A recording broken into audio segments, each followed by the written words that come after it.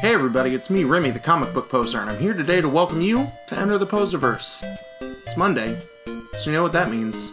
I'm here to tell you what my top 5-ish comic books were from last week's New Comic Book Day, so you can pick them up on this week's New Comic Book Day if you missed out on them, and find out what I got 5 on after this. Hey, little girl, did you want to know a secret? I got 5 on it. 5, 1, 2, 3, 4, 5. This was a big reading week for me, I think, across the 3 different stores that I picked books up from, that I had almost 35 books, which, Jesus Christ, I need to cut down my pull list across the board. And I was not able to pick up my main stack of books until Sunday mid-afternoon. So if you like Firepower, or basically anything new from Marvel that wasn't King in Black, or Endless Winter, then let me know how quickly I should read those in the comments down below. It was a pretty good week. There are 6 books, so we're back down from 7 or 8. So we're going with one honorable mention, and this week coming in at that spot is Daredevil number 25 by Chip Zdarsky with art by Marco Cicchetto. I was excited to get 2 back-to-back Daredevil books, right? In my pull list video, I didn't think that that was really going to happen. I like being able to figure out what happened after Daredevil's trial so quickly. And where I think this is kind of cool from a story arc is you're starting to see a little bit more of the Elektra dynamic that we saw early in this arc when she was training him, right?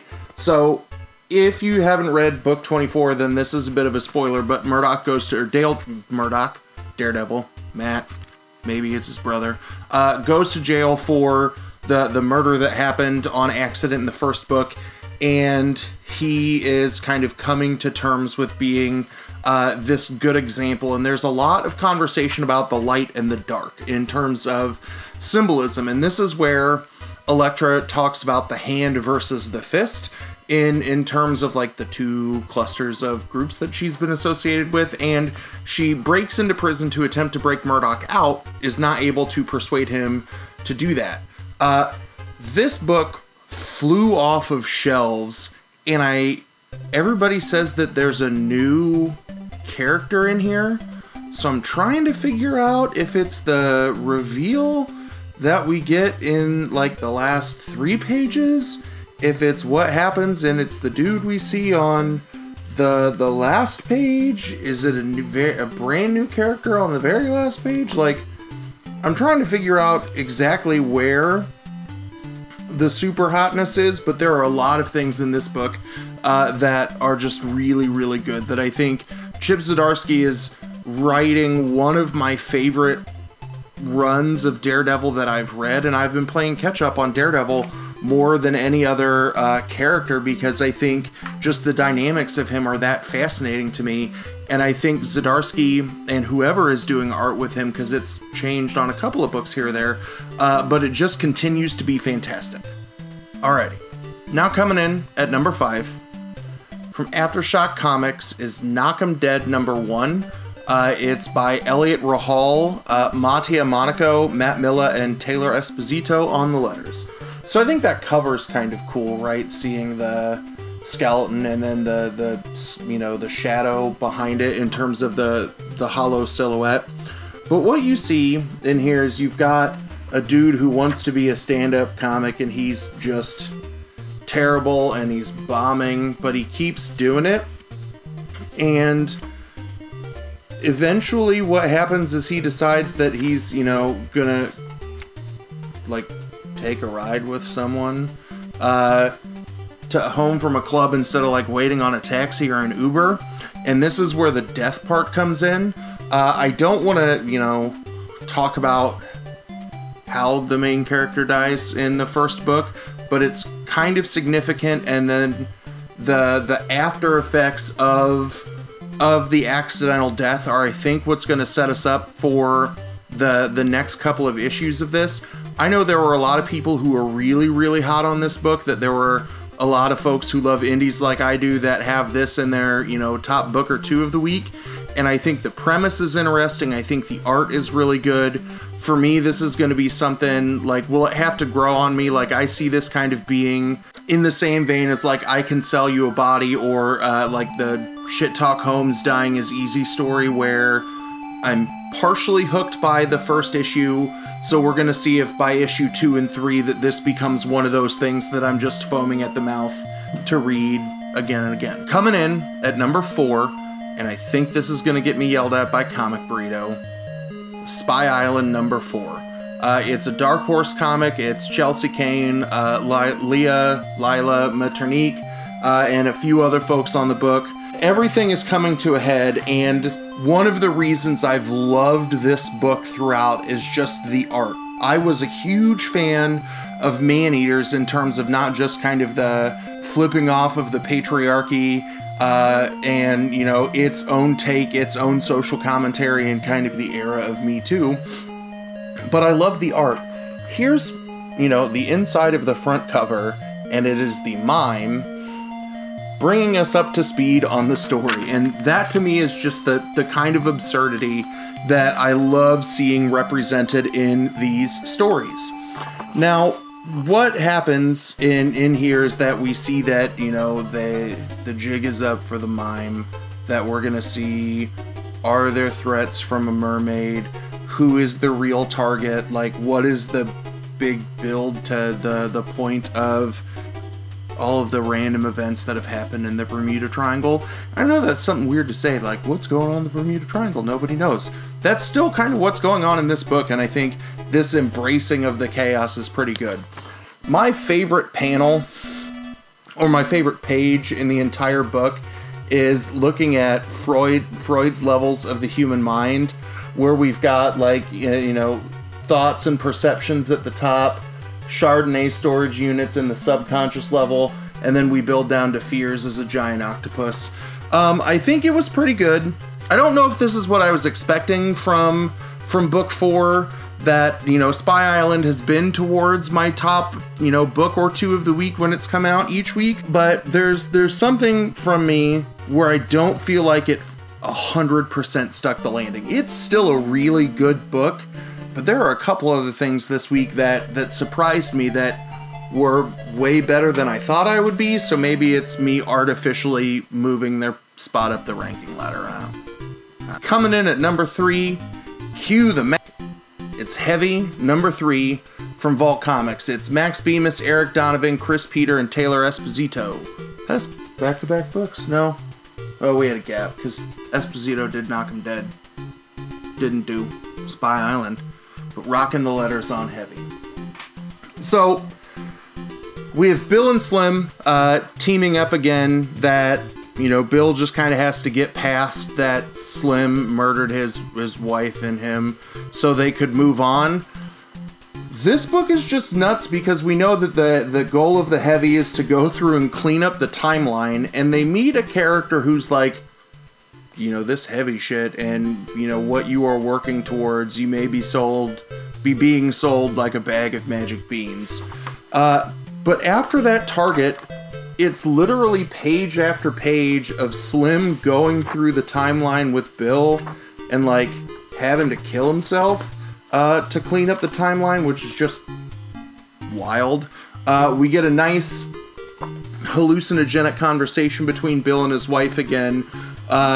And the question that Bill is kind of asking throughout the you know, narrative bars is, are we really doing the right thing? Are we cleaning up the timeline?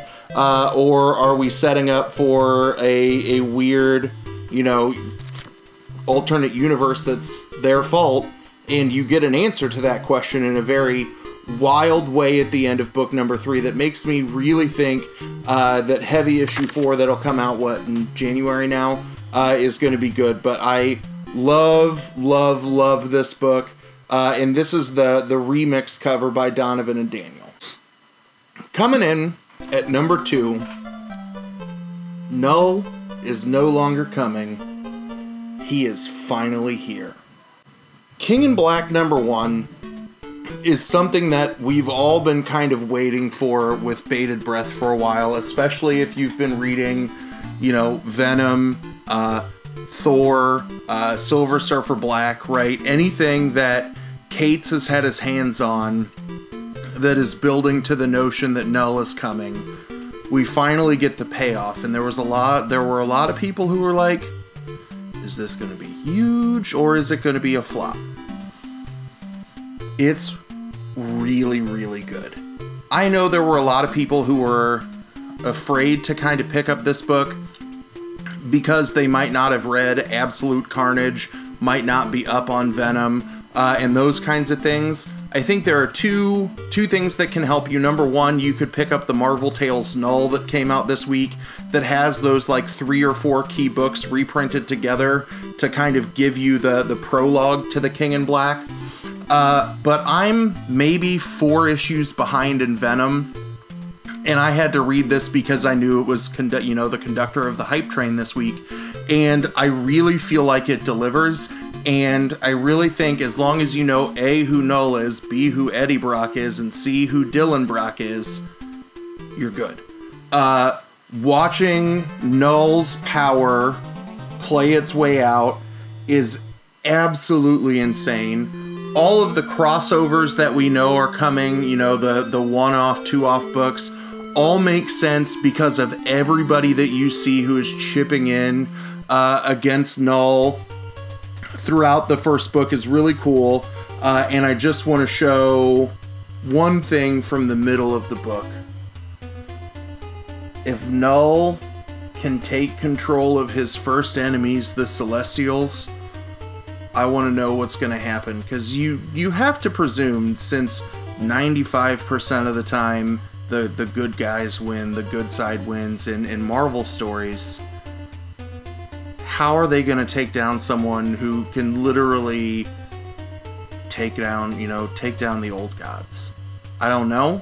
I really want to know what the answer to that question is, and I'm more hyped for this now than I was probably reading it, because I think in book 1 it really, really delivers and sticks the landing, and I'm excited to read. In my 2 red pile I've got, the Union, Atlantis attacks, and I think there's one more where it's got King in Black, elements of it, but may not be a full tie-in. So I'm real excited. So what could be strong enough to take down Null in the Marvel Universe? I don't know what the answer to that question is right now. My theory is it's Dylan Brock, which is why I'm not selling my Venom number 9. But the answer to this week of what can take down the King in Black and coming in at number 1 is Red Atlantis, because of 2 words, Stephanie Phillips. Now, again, there are other people on this book. Stephanie Phillips, Robert Carey, Rosh and Troy Pateri. I loved this book when it came out. Reading this book, Red Atlantis number 1, the day after the presidential election, and it's a story about Russian, psychic warfare taking down the United States on election day. I was excited about that, and I wasn't sure how many answers we would get in issue number 2, but Stephanie Phillips and their creative team really, really, really brings it home. So at the end of book 1, one of our main characters gets kidnapped, and we find that there's a Russian agent who is a friend of her parents who is trying to maybe keep her safe from the people who killed her parents, and she's like, I don't know any of these things, right? That she may not be aware of her Russian background, but we discover maybe that this psychic triggering that we saw in book 1 that just kind of made everybody wig out is not necessarily triggered by technology, that we see one very, very strong dude very early in the book who is able to just take the control of the mind of a couple of FBI agents and go y'all are gonna walk out this window now, and they do it. The other reason I like this book is that there's a Quentin Tarantino nature to it. We get a tease of the ending, that we are in the slightly post-climactic moment of this issue in the first 2 pages, and then it goes and rewinds itself and tells us how we get to this path. It's really, really good. I think this series is fantastic. If you haven't read issue 1, read issue 1, get issue 2. That this is hands down my favorite ongoing Aftershock book at the moment. And I know we're only 2 issues in again, and I'm teasing the way that I'm thinking of some of my best of 2020, you know, bits of content that I'm going to work on. Will I say that this, you know, 2 issues in, it gets a nod for Series of the Year? No, I'm not that foolish. Could it be one of those books that starts at the end of the year and then really tears ass through the beginning of the next one like Philadelphia did? Yeah. This book is real good. And I've been a big fan of everything that Stephanie Phillips has done, and I think I've been on the fence about whether or not to get any DC Future State books, and you might be thinking, why the hell are you talking about Future State when you're talking about Stephanie Phillips, who has only been tied to independent books and Aftershock right now? She's writing Future State Harley Quinn. I was really looking forward to taking some time off from DC. But damn you, Stephanie Phillips. You are so fucking good at your job. I'm gonna buy your Harley Quinn books. Hopefully you get some of that DC shmoney. But I'm loving everything that Stephanie's got going on. So what did you think? Those were my picks of the week. We had 2 Marvel books sneak their way in there. You know that there are a couple other things that I have to read. I'm really excited. My tentative next book up is Firepower 6. I want to see how the first arc rolls up. And we'll see if I have one of those moments where I read a book after I shoot my rankings video, just so I can edit and get it uploaded in time and go, damn it.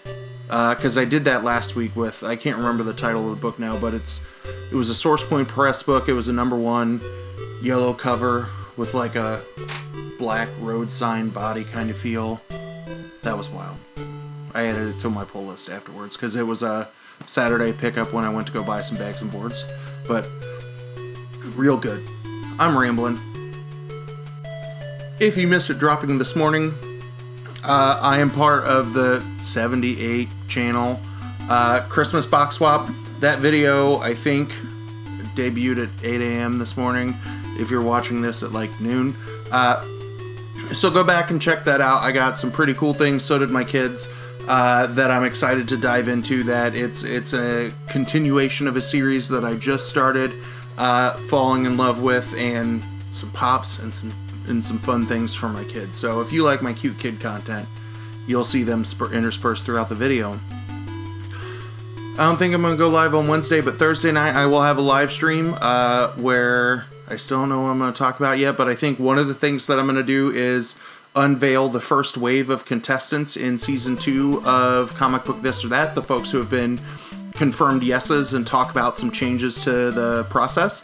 And then maybe we'll just hang out and talk shop. We'll see if there's anybody who's got nothing going on that wants to hop on the stream and shoot the shit. But yeah, there will be videos every day this week, as always. Live Thursday night for the first time in a couple of weeks, if I stay awake. But that's all I got. Let me know what you think in the comments down below. And as always, thanks for stopping by. Have a good one. Hey, little girl. Did you want to know a secret? I got 5 on it. 5, 1, 2, 3, 4, 5.